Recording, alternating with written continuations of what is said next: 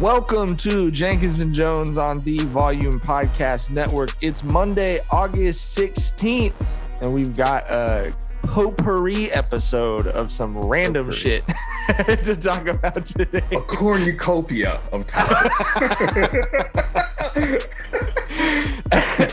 As always, Jenkins and Jonez is hosted by my good friends, LeJethro Jenkins, a.k.a. John. What's up, Bubbas? Dragonfly Jones, a.k.a. Tyler. Hey, everybody, how's it going? And I'm Mike. Do we like potpourri? Is that good? Oh, I'm a big fan of potpourri. It's incredible. I'm gonna be just a little fact. My homegirl hit me to put a little bit of that in your tree when you roll it up. So it's a refreshing experience. You know what I mean? So it's a nice little mix. If we sound slightly tired, we're recording at the ass crack of dawn on the West Coast for our producer Jackson because we're good people, and he asked because he's moving, and so we're trying to help him out. Teamwork makes the dream work. Thanks, everyone. I really welcome, appreciate bud. that. Some of us would call it an untenable recording time, but others of us would not call it that. So. Here Look we at are. you, Mike. Look at you. It's Monday, so we have to talk about the Booger Boy of the week. And my nomination is whoever designed Kyrie's signature shoes. Tyler, your thoughts? Them shit's beefy as fuck. Look, you know you done fucking whiffed when the dude who you made the signature sneaker for makes a public statement that he does not condone the sneakers that you designed for him. Kyrie hopped on Instagram comments like, bro, like he was one of us, you know? Like, bro, talking about his sneaker, like, bro, this ain't it. I do not sign off on this. I ain't never seen no shit like that, bro. He disavow any association with this shoe that has my first name on it. He got his publicist involved. That was a very well thought out, I don't fuck with these fucking fat ass shoes, dog. No, they look like some 2009 ass fucking hooping shoes, bro. You know what I mean? Like, they're retro in the ways you don't want them to be retro. But like, yeah, he straight up said, I want no parts in this shit. Yeah, and I'm sorry. I'm sorry for my fans and my shoes. Kyrie's one of the few dudes that actually still makes good signatures. Him and KD was for a while, where you could actually wear them like off the court, maybe with sweats, and it didn't look weird. You know what I mean? Yeah, the KD6s are an all-time iconic. KD6s, I was wearing them with fucking Banana Republic khakis, nigga.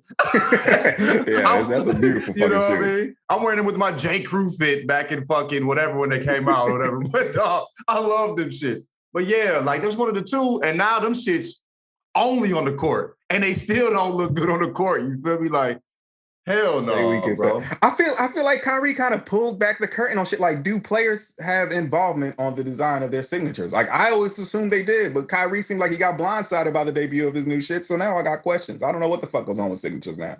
I think they do. I think Kyrie didn't sign off, and maybe Nike was like, nah. But that's so weird because if I'm keeping it a stack, like I tweeted about how KD, one of the best dressed niggas, 7-footers ever on the planet. You know what I mean? I would say ever because back in the 70s they had some cold ass dudes. But you know what I'm saying? Like one of the best, one of the best dressed 7-footers on the planet, but nobody notices because he doesn't brush his hair. Same thing with Kyrie. Everybody think Kyrie kooky. You know what I mean? They see that walking stick and they don't notice that he got that shit on.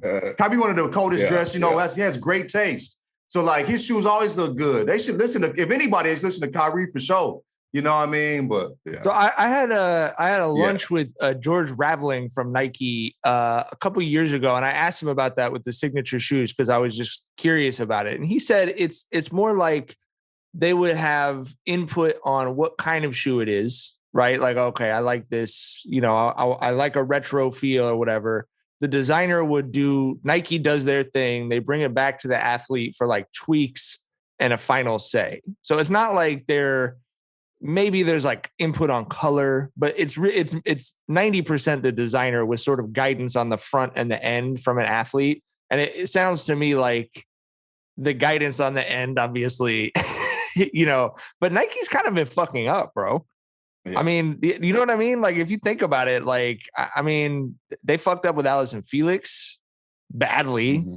You know, they had the Kyrie shit. Like, it kind of feels like there's just been like tension. I mean, you saw this, like the stuff with Kobe too, right? Like, I don't know. It just seems like there's sort of been. They call that man Stephen Curry during his. Yeah, pitch. I'm saying it's since Curry. Stephen Curry. It's been wild since Curry. You know what I mean? But I mean, didn't Jordan? He was like, I want this to look like a Ferrari. Like he seemed like he had a lot. I mean, I know he's MJ.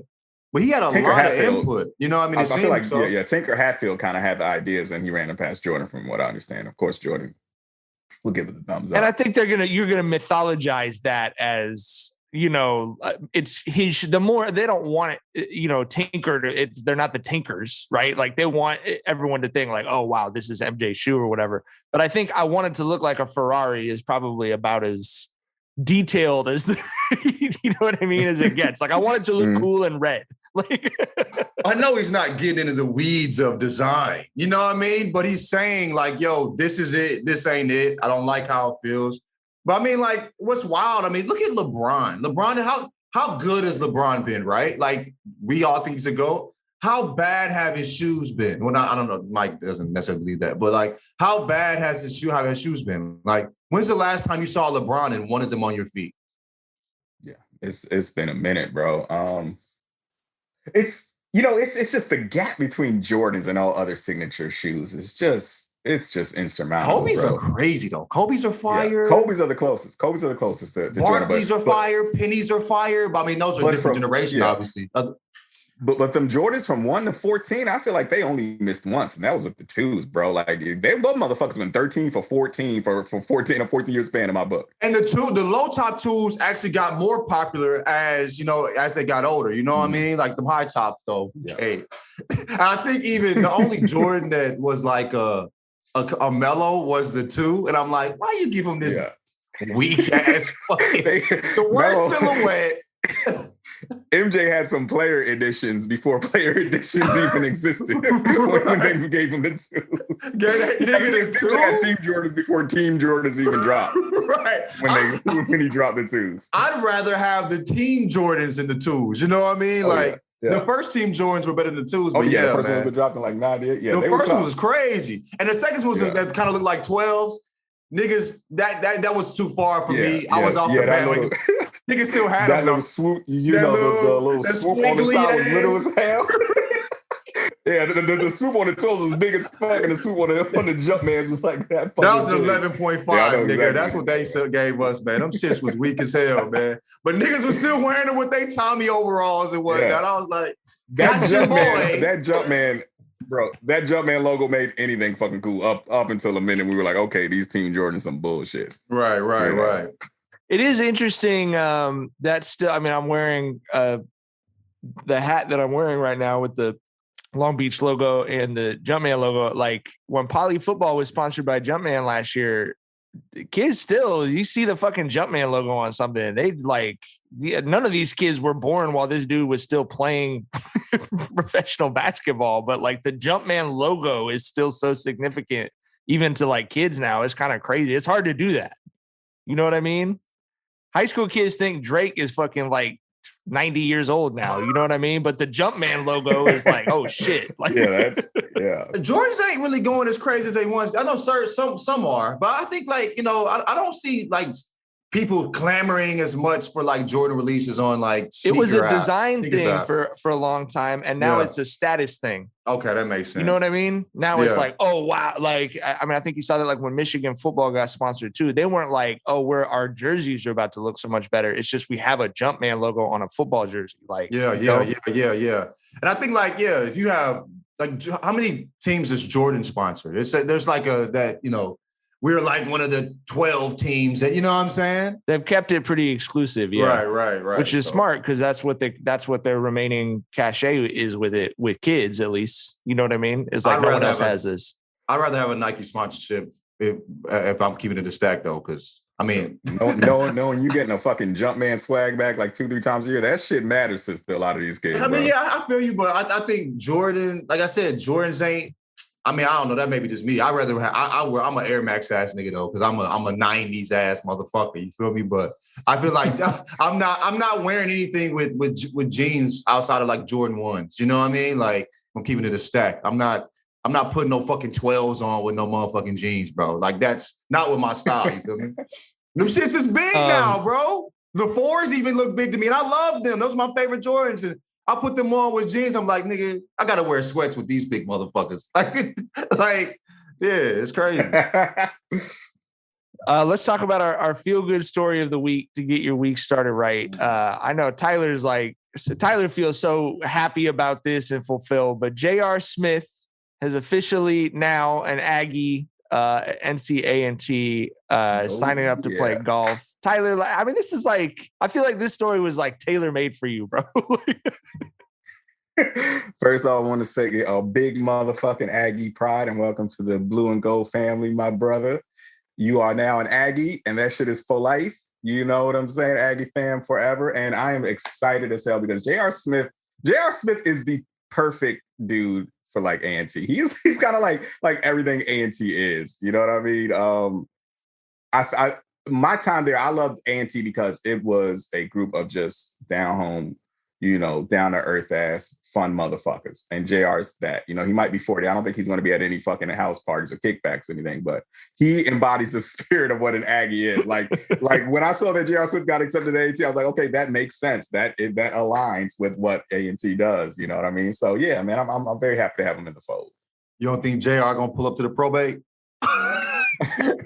See new cues. He might flex on us during homecoming. You know, flexing on homecoming has no age limit. He might stun on us during that. But yeah, I love that he's playing golf. I think that's crazy. Yeah, I mean, and this is the one guy that would allow y'all to talk about golf with me. Like, this is the one dude. If he does something on the course, y'all be willing to talk. So I'm excited about that. You know what I mean? Like, but J.R. Smith, I think he's gonna. Like, niggas be talking about, you know, make golf cool and all this shit, bro. Golf, the sport's cool. The sport's cool. We're not talking about golf right now. We're talking about J.R. Smith. I know, but look.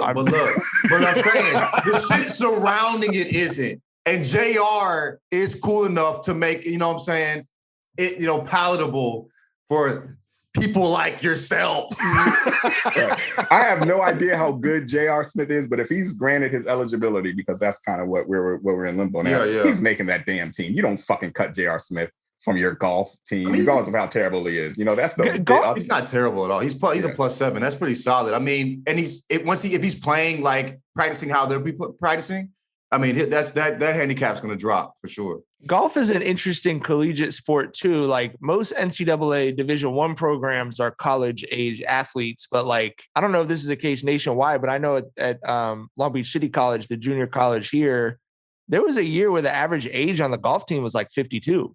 It was like people like that, like they were like retired and they were later in life and they were like, I want to play on a team and compete. And like, I wasn't a football player. I never used any eligibility. And like, they didn't have people clamoring to sign up for the junior college golf team at 18. So it was like kind of just like the old homies out there, like on a team together, all wearing LBCC shit. Like, it was kind of cool. We did a story about it. It was kind of cool, bro. That's cool. You know, I was thinking, I don't think I ever knew anyone that played golf on A&T while I was there. Funny shit is we had a women's bowling team, and you knew the women bowlers whenever you saw them, because it was like a bunch of white girls who looked like they was off the cast of Roseanne and shit. It was like, what the fuck are you doing? Right? We knew the woman bowlers. Hella shoulders walking through the cafeteria, nigga. Right. We saw there was some woman straight out of goddamn Minnesota on A&T black ass campus. We were like, yeah, we know what you're here for. But yeah, I don't think I ever knew anyone that played golf. Now that I'm thinking about it, I'm gonna have to ask the homies if anyone I know was on that shit. I've never known a single collegiate golfer, like, you know what I mean? So that makes me like the fact that like it's what he might be the average age of A&T's golf team. he might be the youngest nigga on the golf team. Most 4-year colleges, I mean, at least on the West Coast, most 4-year colleges are people who are good golfers in high school. But I'm playing, you know what I'm saying? Yeah, but it is a weird sport like track and swimming, where the elite 18-year-old golfers do not go to college. They are trying to turn professional. You know what I mean? They're not trying to go to fucking Pepperdine. Like, yeah, golf is a sport where even if you're halfway good, you can do pro-am. You know, because everyone's so fucking terrible at it. You know what I'm saying? So, true or false, John? Was what he just said true? I don't know. Shit, I just be out here playing with my little Air Max on high as fuck, nigga. I'm gonna call false on that. Yeah. I don't know. I think it's extremely competitive. Like if you go to there's like this league called it's not a league, it's like a Monday like play-in type thing. And so like there's dogs that try to make into the last like the last few pro spots that are like, nigga, they might shoot like -8. You know what I'm saying? Just to get in to the fucking to not make the first cut of the tour, man. That motherfucker's good, and it's highly competitive. On the college thing, it's pretty common, I think, for these guys to go play like 1 or 2 years in college, like dominate for a couple of years. Like Spieth, like went to Texas, and like Jordan Thomas went to Alabama. I mean, Justin Thomas, yeah, and they'll play like a couple of years there, and then they'll turn pro. Tyler, I'm sorry, I gave him an opening. I should have just moved. I should have just moved right on. I don't give a fuck about being wrong about golf. Trust me. Shit I'm gonna be wrong about. I want to talk about what the fuck is wrong with NBA Twitter. That Jonathan Kuminga seems like a really nice person, number 7 overall draft pick, you know, having some success in the summer. And these motherfuckers, every time this kid plays, have really got cum bucket shredding on Twitter, bro. What happened? We have got to eradicate that nickname. We have got to shame anyone who uses that nickname. We What? might have to call them racist. We might have to take whatever measures, but we have got to eradicate that terrible ass nickname. That shit has got to go, bro. Fuck that. What happened? I am not familiar. He's a basketball player who gets buckets and he has cum in his name. So cum bucket, yay. What the worst fucking nickname ever. He actually doesn't have cum in his name either. Yeah, it's Coom, right? So yeah. You haven't seen this, John? It ends up like top 10 trending every time he's been playing in the summer league. Not a single time, bro. Okay, that is insane. You got to shame motherfuckers, I'm telling you. We got to start calling motherfuckers racist, dog. That's what we got to do to get this out of here. This cannot exist amongst us. It can't. Has he addressed this? Of course not. You don't want to address the motherfuckers running with that shit because that's. I mean, if that shit is trending the way it is, the way it might makes it the way it seems, you know what I mean? Like, dog, bro. I don't think anyone get ahead of it. I don't think these writers are bold enough in Vegas to ask that dude to his face what he thinks about that nickname. I'm sure the beat writers, someone like far enough down the ladder, will be like, this is my window. You know what I mean? When he actually gets to the Bay, but I'm saying to him doing some KD shit. Like, I'm not thinking of like somebody writing a think piece about cum bucket. I don't think that is, you know, anything we want to attach ourselves to. But I'm saying him being like, yo, this is some bullshit. You know what I mean? Like, that probably just rile them up, though. That probably riled the people up that's doing this in the first place. He hasn't tweeted. Anyone who's calling him cum bucket is not going to be a rational, reasonable person. Oh, you hate this? I love it. You know what I mean? Yeah, fuck them. They're the people whose sweat smells like saliva. You know what I mean? Like, he hasn't tweeted since he signed, so we'll continue to wait for the press release from Jonathan Kuminga. Sounds like a smart kid, though. He hasn't tweeted since he signed. He got the bag. I hope he's staying the fuck off the internet, especially during summer league. Y'all have fun. Yeah. Y'all have fun. Smart. Did you guys watch the clip I sent you of Tim Tebow's first series in with the Jaguars trying to block? Did you take that monkey shit off? You embarrassing us, nigga. You embarrassing you, nigga. It's like, bro, the game don't love you no more, nigga. Go away. You getting real weird, nigga. You out here looking real stupid. It's embarrassing, dog. What is he doing? That was a quarterback block, bro. He went back to what he knew on that one. That was not a fucking tight end block. What the fuck was that? He blocked that man with his back upper shoulders. I ain't never seen no shit like that. Rolled over on him like he was trying to, like he was a cat trying to get his smell on him. You know what I mean? Like. What happened to baseball? What happened to Tebow in baseball, bro? It didn't work out. The attention was drying up. So he had to, you know what I mean? He had to pack his bags. That's what you're saying. Baseball ain't love him either, nigga. I mean, that's the thing about this is the Start thing. a podcast, man. It's time. You a regular nigga. It's time to pod, bro. It's time for the Faith Family Football Podcast featuring Tim Tebow, bro. Right. Jeez. As someone who I'll be a youth group pastor, I think he'd be great at that too. Well, you bastard. Yeah. I did want to talk about this for an extra second though, because a friend of mine from high school, Mercedes Lewis, who's about to go into his like 700th fucking NFL season as a blocking tight end, who literally is probably going to miss our 20th high school reunion next year because he's still going to be in the fucking NFL tight end. This is great. It's like a pet peeve of his, and I'm sure for all NFL tight ends, that like everyone just says tight end, like, oh, this dude's an Olympic wrestler, like he should play tight end in the NFL, or like, oh, this guy's he's a professional weightlifter, he should be a tight end in the NFL. Like, it's not just big fucking like dudes, you know what I mean? Like there's actual skill at that position. Yeah. You can't just be Tim Tebow rolling your shoulders across an NFL defensive end, bro. Yeah.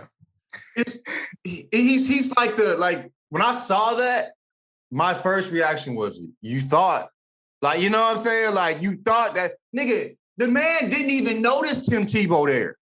You know what I'm saying? The man didn't even notice, the lineman didn't even notice Tim Tebow there. Tim Tebow rolled off the man because he was just, he was a small impediment. You know what I mean? Like, it was crazy. The dog, stop. Just stop. In football, you want to be, someone's always the bug and someone's always the windshield. And he was the bug. Oh, for sure, nigga. You feel me? Speed bump. You feel me? Like, ooh, right. Fuck out of here, man. It's embarrassing. Let's talk about some actual athleticism. The sports highlight of the day for me that I sent you guys right before we started recording, but a dude jumping off of a building trying to commit suicide, and a firefighter snatched him out of the air like he was a fucking fly ball. Like, I've never seen, like, that's genuinely like one of the most impressive things I've ever seen in my entire life, bro. They actually planned it, though. Did you see how the other guy was leaning on his legs? Like, it was like, that was what was being attempted. That wasn't something that just happened at the moment. It was like, right, I'm going to try to catch this motherfucker. Like, that is insane to me. You know what I mean? But I was amazed and moved. It's incredible. Catching a grown-ass person out of thin fucking air while they're dropping, you got to be strong as fuck. That's a different type of strong, bro. I've never seen anything like that. He could be a tight end in the NFL. he probably could block the fuck out of somebody, though. You could catch a motherfucker midair, bro. Right, I believe he could be a tight end. Real shit. Get Tebow out of there, nigga. He'd be better than Tebow, at least. I know that motherfucking much. I was thinking of exactly what John said, though. So his partner's holding his right leg and he's sitting on his leg to keep him from going out the window with him. But I was thinking about, like, firefighters don't do that a lot, I'm assuming, because I feel like we'd see videos of it more often. So, like, imagine when you train for a job, like the 150th most important thing they taught you was that. And you're like, I hope I remember how to hold this dude's leg right. Right. Remember his second semester? 1998. You know what I mean? And that motherfucker did that shit, bro. He did that. Bro, and what's wild, like, these niggas, like, really save lives. Like, actually pulling people out of buildings, grabbing people out of thin air. That is their entire life, dog. You know what I mean? We don't talk about firefighters enough. Yeah, honestly. Like the old joke goes, you never heard anybody say fuck the fire department. Never. Never. You know, you hear fuck the police all the time, but you ain't never hear fuck the fire department. Yeah.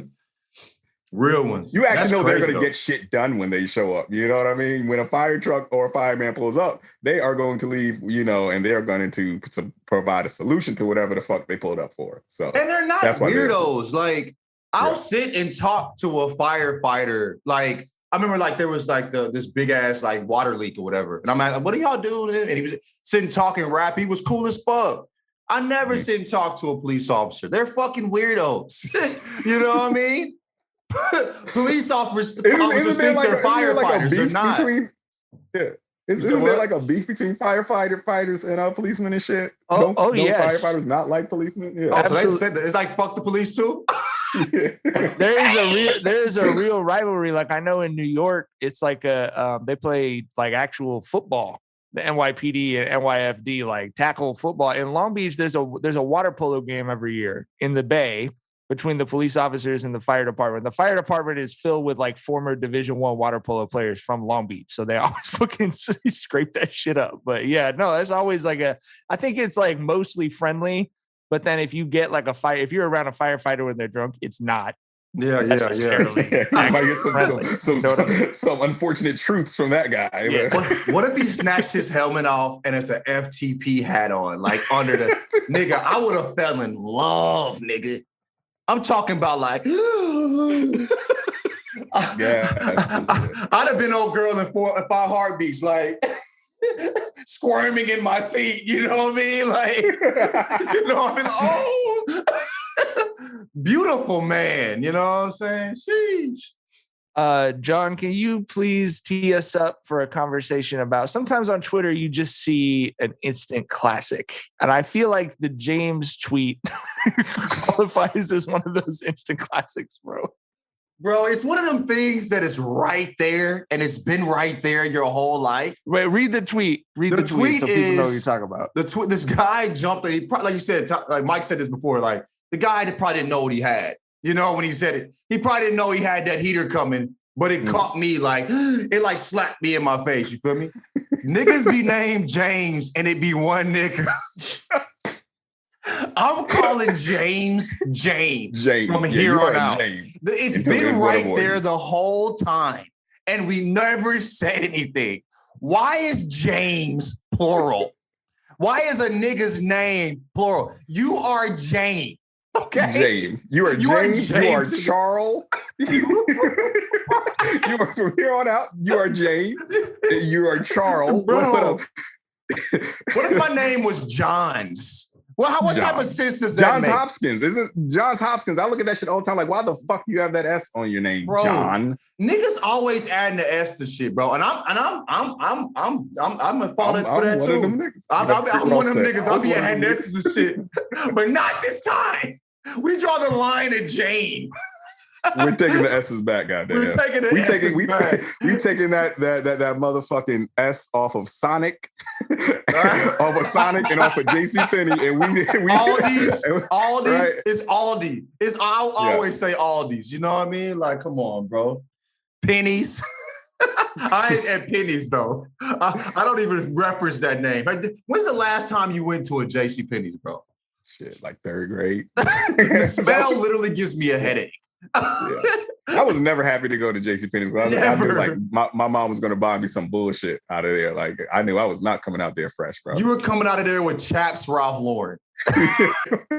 not Ralph Lauren. With some, what was that? Arizona jeans and shit. Arizona jeans. With some and them shits was like purple and like turquoise mix. They had the most colorful ass denim.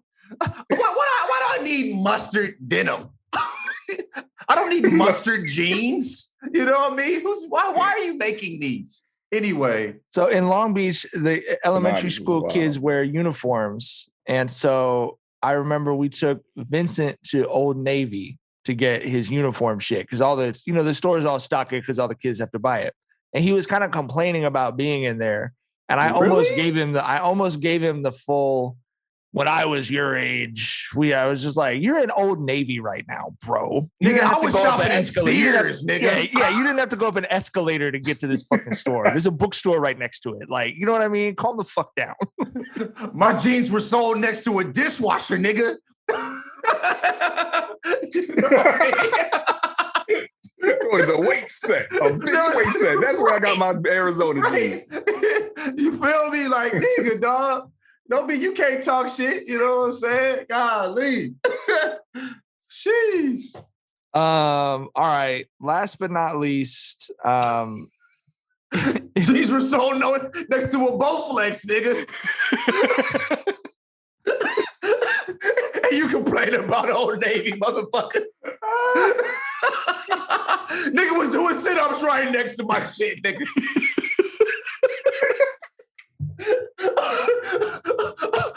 Whole ass fist smell like rubber, motherfucker. You talking about some Old Navy? Fuck out of here, nigga. My shits were right next to the basketball goals, nigga. I was getting shots up while they was looking for my size, nigga. motherfucker. You got the nerve. Right. Ball like motherfucker. You know what I'm saying? Shit. God damn. Oh, Jesus. John, I wanted to talk about your tooth. Oh, the gold. Yes, the gold. Yes. You didn't, Tyler, did you know I had one? Hell no. What the fuck? I got a little gangster gold, open face, and then a fang, and I got them on both sides. So like the top and the bottom. Bro, like I've been wanting a fucking, like I've been wanting, like I wanted like a bottom grill for a while, but I can't have the whole, 6 bottom joints at my big age. That's how I feel. So I got a little cute joint, and it's familiar. Like it's like tradition. My granddad had open faces. A picture of him as a firefighter, real nigga, and a fro, and he got like ice frozen on his beard, and he's drinking coffee, and he has like a open face gold. My dad had one too, so it's like, yo, man, I'm just continuing. You're getting ready to have the next generation of Nicholsons come in. It's time. That's beautiful. I'm leading in the tradition right now. So yeah, open face goals. That's what we on right now, G. Yeah, I feel like the open faces definitely have no age limit, but like the whole grills, you kind of age out of that after a while. Because I definitely wanted like a platinum motherfucking, low grill back in my day. But open face, yeah, that should sound like the move now, bro. I'll be on the golf course with that motherfucker today, smiling at white people. With my Air Max and my Swish pants on, you feel me? I like that you framed it like how people who want a tattoo, but they don't really want to be tattoo people, they just get the little shit on their forearm. You know what I mean? Mm-hmm. Like that, I like how you framed it like that. You're like, I'm just dipping my toe in. Right. We get, a little, you know what I'm saying? I ain't jumping all the way. I'm not sawing my shit down and getting the whole front. You feel me? I am getting a neck tat though, a little rose behind my ear. So we Rod looking at me all crazy. She's like, are we getting a neck tat? We are getting a neck tat. Yes, I'm getting a little neck tat. So we venturing out a little bit. I would love to have that conversation in your household on the podcast, but we look at you. That's probably not for the best. I wonder how we'll feel when we pull up to the in-laws. How you doing? What is that? While I'm banging samosas and shit. Anyway. Oh shit. I have a gold molar, but I got it because it was cheaper than the porcelain one. So I was not making any kind of a statement. We just didn't have any money. Gold? Gold is cheaper than you don't have the silver option either? The silver option didn't last as long. So the way my dentist put it was like this, because I had my tooth fell apart. It basically exploded. Like there was a fucking mortar in there. Like I've been into a Mento and I hadn't been to a dentist. This is right after college. I hadn't been to a dentist in like 5 years. I've been into a Mento. Fucking Mento? Not a Mentos? It was one Mento. One Mento. Charles. I bought it at Ralph.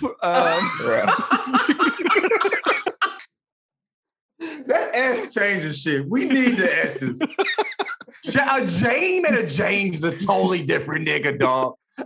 You know what I mean? I like Charles, though. I like Charles. Charles cool. I fuck with a Charles. You know what I mean? Because a Charles is kind of a dry nigga. You know what I mean? Like, Charles is the updated version of a Charles, it seems like. You know what I mean? But a Jane ain't no saving a Jane, dog. So the dentist told me that the gold tooth was the cheapest option, that it would be the longest before I had to replace it. And we didn't have any money at the time. So I was like, okay, cool. And then I was like, okay. And then I get like a stolen valor on having a gold tooth because I have to open my mouth and look up for you to see it.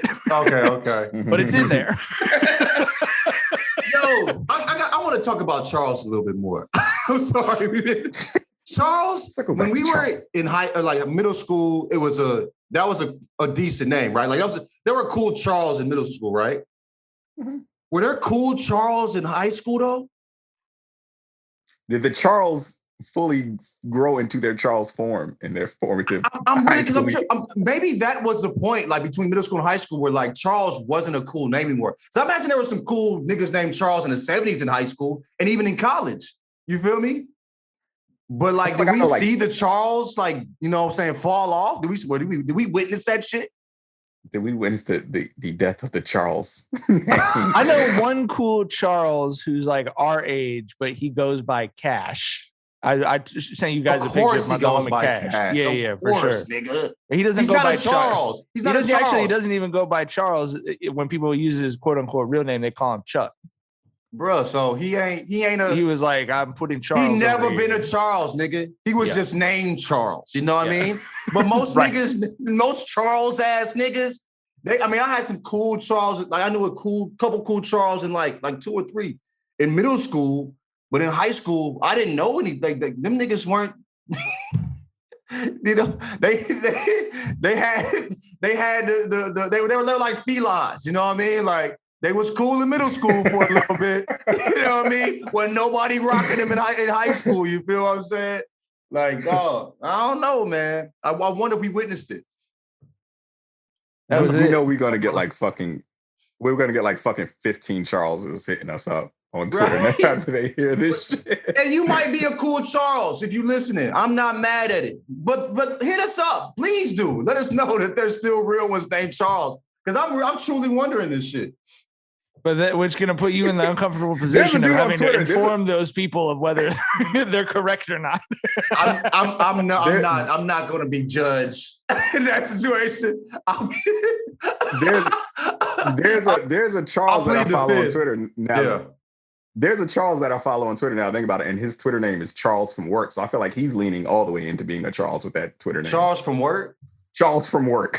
So he might actually be cool though. That's probably a cool Charles. Yeah, Charles from Work. Cool that might be cool. We know Bad Luck Chuck. Oh yeah, fucking Chuck. Yeah. So he goes by Chuck. He's not Bad Snarls Charles. Like Bad Snarls. What?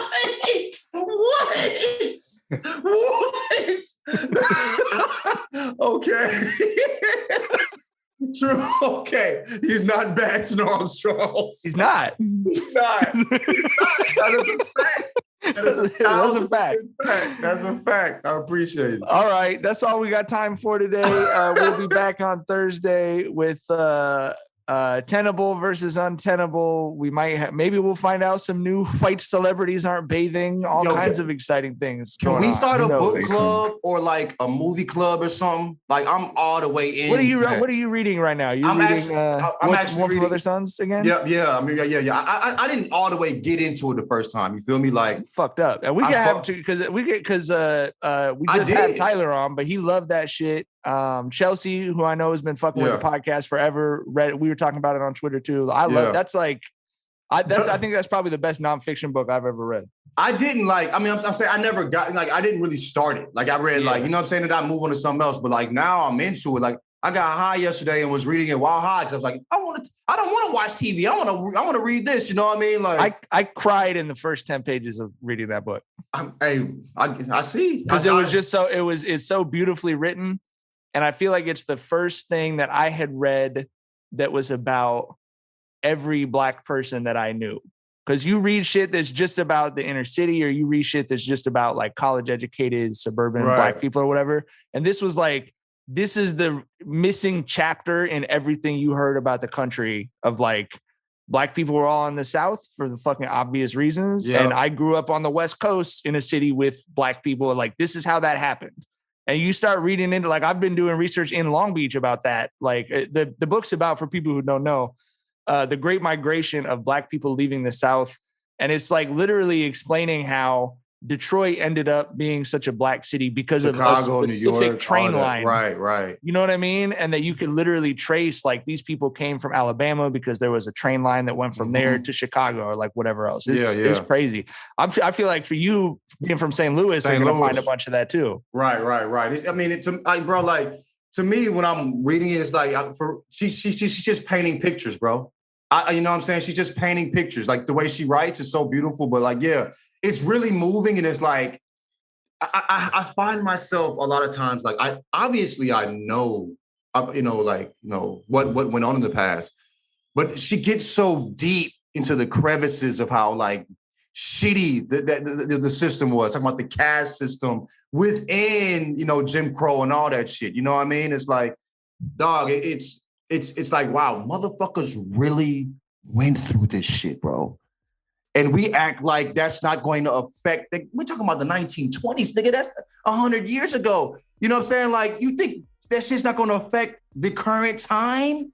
Like, get the fuck out of here. Like, you know what I'm saying? Like, things have changed so much in only 100 years, which is really like that in history. Like, that's crazy to me, but like, wow, like, it's such a good read, bro.